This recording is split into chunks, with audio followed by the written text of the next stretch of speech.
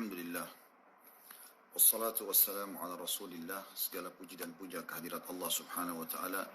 Juga salawat dan taslim kepada Nabi besar Muhammad sallallahu alaihi wa sahbihi wasallam. Saudaraku seiman, Alhamdulillah. Selalu saja kita memuji Allah subhanahu wa ta'ala atas nikmat yang melimpah kepada kita, termasuk Alhamdulillah kita masih bisa melalui hari-hari Ramadan di tahun 2020 ini. Tentunya kita harapkan dengan puasa yang sempurna, sholat malam yang sempurna. Allahi wa barakatuh. Alhamdulillah. Wassalatu wassalamu ala rasulillah. Segala puji dan puja kehadirat Allah subhanahu wa ta'ala. Juga salawat dan taslim kepada Nabi besar Muhammad sallallahu alaihi wa sahbihi wasallam. Saudaraku seiman, Alhamdulillah. Selalu saja kita memuji Allah subhanahu wa ta'ala atas nikmat yang melimpah kepada kita, termasuk Alhamdulillah kita masih bisa melalui hari-hari Ramadan di tahun 2020 ini. Tentunya kita harapkan dengan puasa yang sempurna, sholat malam yang sempurna, baca Al-Quran dan ibadah-ibadah yang lainnya. Walaupun di rumah, setiap suami akan tetap panen pahala istrinya karena dia yang mendatangkan uang misalnya untuk kebutuhan rumah. Begitu juga dengan istri yang sibuk masak dan menyiapkan buka puasa di rumah. Walaupun sampai hanya memesan dari sebuah restoran juga sama. Anak-anak yang mungkin apalagi yang sudah balik berusaha membantu orang tuanya yang dia mampu di rumah sebagai bentuk bakti, dan sekian banyak sebenarnya amal ibadah yang bisa kita dapatkan dari masing-masing kita saja di rumah. Seperti itu, walaupun kita di rumah tentunya ya. Teman-teman sekalian, ini nikmat yang besar yang harus kita syukuri, dan semoga Allah subhanahu wa ta'ala, saya memohon kepadanya dengan setulus hati, semoga kita semua ikuti acara ini insya Allah termasuk orang-orang yang dicatatkan oleh Allah subhanahu wa ta'ala dihapuskan namanya dari api neraka, karena setiap malam dari malam-malam Ramadan ada hamba-hamba Allah yang Allah hapuskan namanya dari api neraka. Dan juga kita termasuk insya Allah terdaftar sebagai ahli surga tanpa hisab insya Allah. Dan semoga seluruh amal yang sudah kita kerjakan, yang sedang kita kerjakan, dan akan kita kerjakan sampai menjelang ajal dan nanti diterima dengan pahala yang sempurna. Seperti biasa teman-teman sekalian, di malam hari kurang lebih jam 20.00 atau lebih sedikit tergantung udzur yang ada pada kami. Kami akan buka sesi tanya jawab dengan judul Anda bertanya, kami menjawab tentunya. Dan Anda silakan bertanya, semoga saja saya bisa menjawabnya semampu saya tentunya. Dan insya Allah kalau itu ada kebenaran, maka dari Allah SWT ambil dan amalkan. Kalau ada kesalahan tentu dari saya dan syaitan, maka ditinggalkan. Saya akan mulai baca insya Allah pertanyaan yang sudah masuk.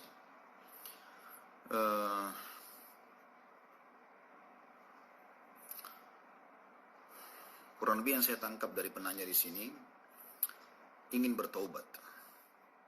Kira-kira seperti apa memulainya? Taubat adalah sebuah ibadah, saudaraku seiman. Ibadah yang sangat dicintai oleh Allah subhanahu wa ta'ala. Dan taubat artinya kembali. Taubat kepada Allah artinya kembali kepada Allah subhanahu wa ta'ala. Bertaubat dengan sibuk, menyibukkan diri dengan amal saleh, menyibukkan diri dengan kebaikan-kebaikan, terus saja berusaha untuk melakukan apa yang Allah perintahkan dan meninggalkan maksimal apa yang Allah larang. Seperti itu kurang lebih makna taubat ya. Dan sudah sering kita sampaikan saudaraku seiman, syarat taubat nasuha itu ada 3. Meninggalkan dosa itu seketika. Jadi misalnya Anda lagi berbuat dosa, riba, zina, bohong, segala macam, tinggalkan. Yang kedua, sesali.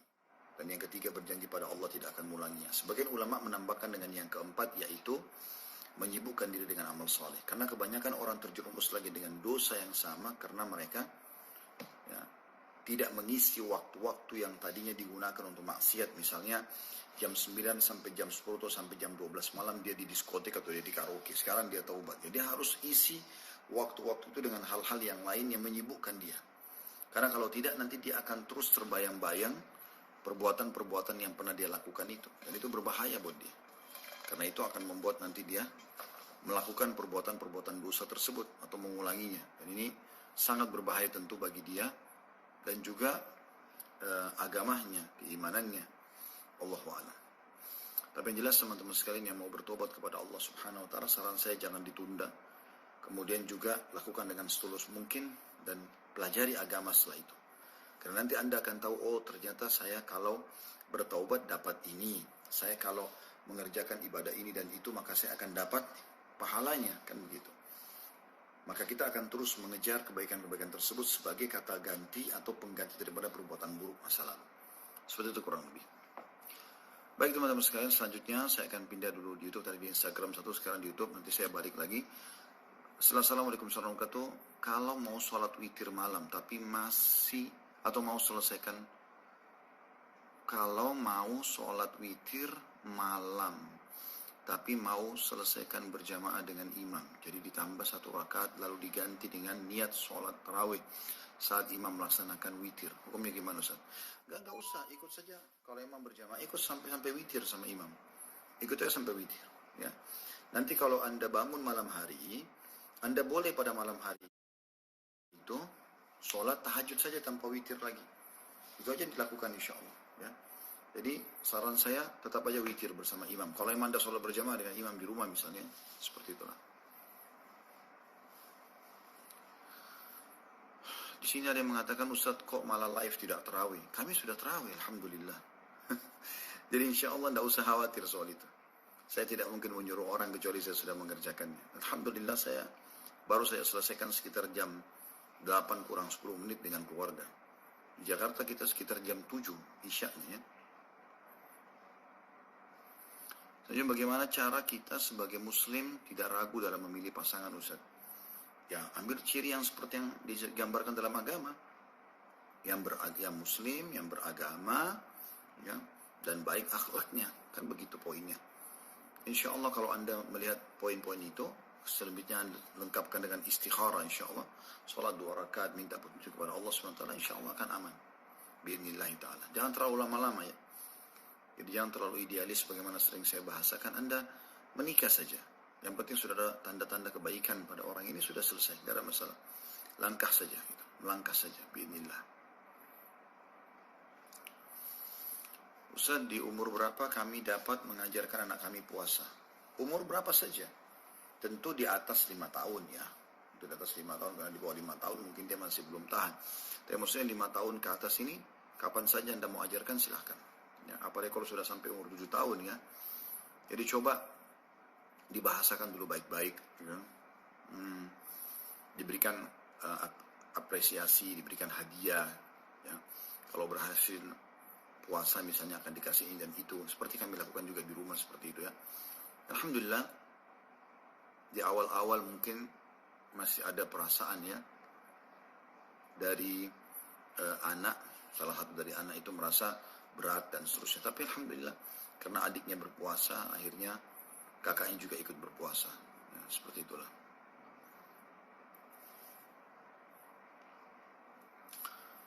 Ustaz, saya baru lulus sekolah dan saya sedang dalam mengikuti program tahfidz. Kemudian saya ingin menikah karena saya tidak kuat menahan syahwat. Mana yang lebih dahulu saya dahulukan Ustaz? Tahfidz atau menikah? Menikah sambil tahfidz tidak ada masalah kan? Anda menikah, kemudian Anda juga tetap jalankan program tahfidznya. Paling kan tertunda beberapa hari saja, tapi setelah itu sampaikan ke istri. Kalau saya sedang ikut program tahfidz, maka saya mungkin dalam pekan depan atau 2 pekan paling tidak dari sekarang saya akan kembali ikut tahfidznya. Saran saya begitu. Apalagi di sini bisa menjadi wajib bagi Anda menikah karena Anda mengatakan sudah tidak tahan syahwat. Itu yang saya ketahui. Ya.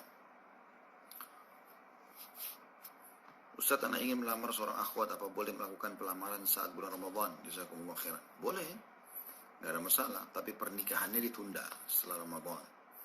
Ya, ditunda saja karena memang bulan Ramadan bukan bulan saatnya. Walaupun nikah adalah ibadah, tapi lebih tertuju kepada ibadah yang terpisah mungkin ya dengan keluarga.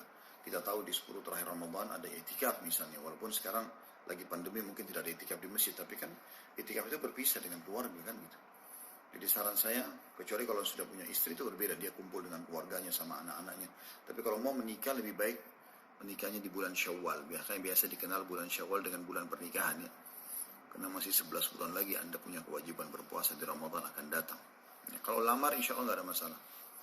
Dan itu Anda lakukan tentu di malam hari selepas tarawih ya, nazar di rumahnya dan seterusnya.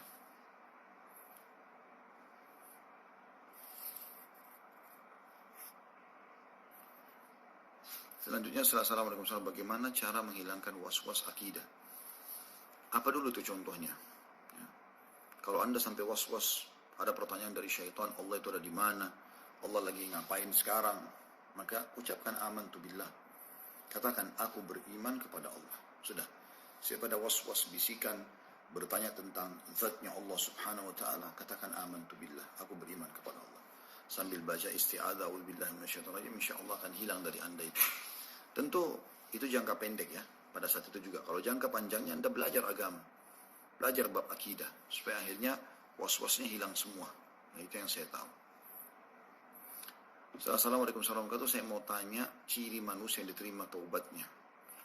Kalau yang saya tahu ya, gambaran sebagian ulama, itu adalah mereka setelah bertaubat terlihat perubahan-perubahan total yang terjadi dan memang dia sudah tidak suka lagi dengan kemaksiatan itu. Insya Allah mudah-mudahan salah satu cirinya. Selanjutnya setelah salam, Ustaz saya baru,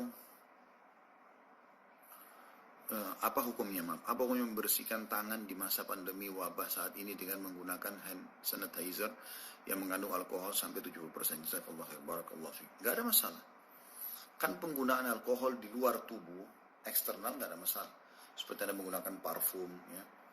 Ada semprot, ada alkoholnya, tidak ada masalah. Setahu saya tidak ada masalah. Atau membersihkan luka, ya, sehingga akhirnya bakterinya mati, itu nggak ada masalah, nggak ada larangan. Yang dilarangkan alkohol itu kalau dikonsumsi ke dalam sehingga memabukkan ya.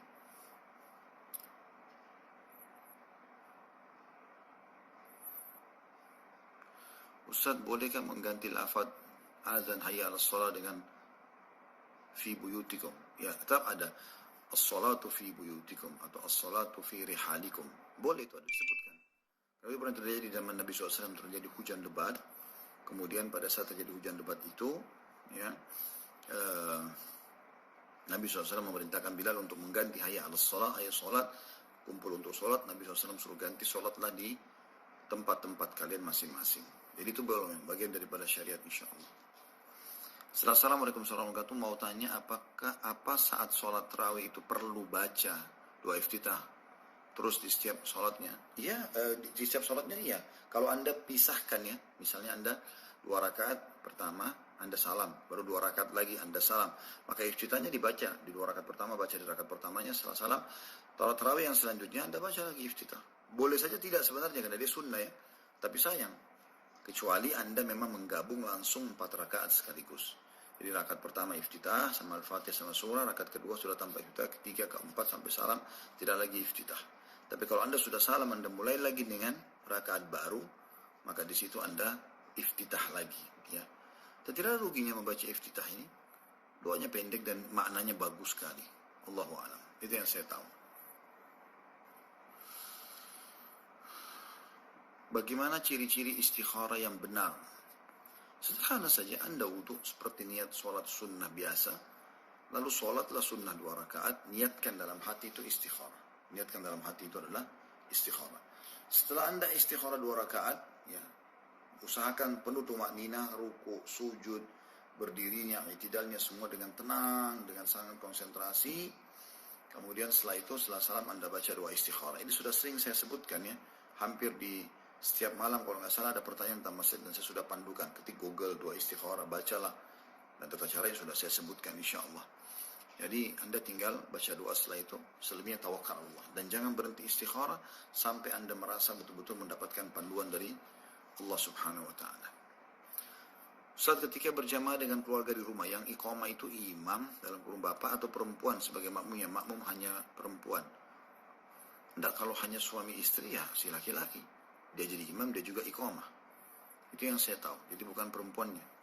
Kecuali ada laki-laki lain, mungkin masih ada sebagian pendapat ulama menganjurkan agar yang jadi makmum yang iqamah. Tapi dia laki-laki. Ya. Itu yang saya tahu. Assalamualaikum warahmatullahi wabarakatuh. Saya kerja di perusahaan berjangka atau bidang saham. Apakah kerja yang saya terima termasuk uang haram? Saya tidak bisa apakah itu haram atau tidak ya. Karena itu butuh rincian yang sangat detail itu. Tentang masalah jenis perusahaan apa yang sedang Anda perjualbelikan sahamnya kan. Karena kita tolak ukur haram atau tidaknya sebuah pendapatan. Kalau kita bekerja di sebuah perusahaan, maka sistem perusahaan halal produk yang dijual modalnya halal, sistemnya halal, produknya halal, kan gitu. Maka jadi halal lah semuanya itu. Ya, perusahaan itu jadi halal karena tiga hal ini yang paling mendasar. Modal yang dipakai halal, sistem yang dipakai halal, produk yang dijual halal, otomatis. Tapi kalau ada yang melanggar hal satunya, misalnya modalnya haram, sistemnya halal, produknya halal, apakah dia halal? Jadi tidak, karena sudah dimulai dengan hal yang haram. Kan kata Nabi SAW, Inna Allah tayyibun la yaqbalu illa tayyiba. Allah suci dan bersih, tidak terima kecuali yang suci dan bersih. Gitu kan? Atau sebaliknya, modalnya sudah benar, tapi rupanya dia pakai sistem yang haram. Gitu kan? Pakai sistem ribawi, manipulasi data, apalah segala macam. Produknya juga halal, jadi terganggu juga ini karena sistemnya ada. Dia harus ganti dulu sistemnya supaya bisa jadi halal semua. Atau modal halal, sistem halal, tapi ternyata produk yang dijual haram. Maka mengubah juga semua hal itu. Dan seorang muslim harus peka dengan masalah ini, harus jeli dan harus teliti. Ya. Haram berarti haram, dia tidak mau lagi negosiasi. Halal ya halal. Seorang muslim harus begitu. Gak ada sesuatu yang samar. Makanya kata Nabi SAW, Innal halala bayyin wa inna harama bayyin. Sesungguhnya yang halal sudah jelas, yang haram sudah jelas. Juga kata Nabi SAW dalam sebuah hadis, tidak ada sesuatu yang kalian butuhkan untuk, ya, tidak ada sesuatu yang kalian butuhkan untuk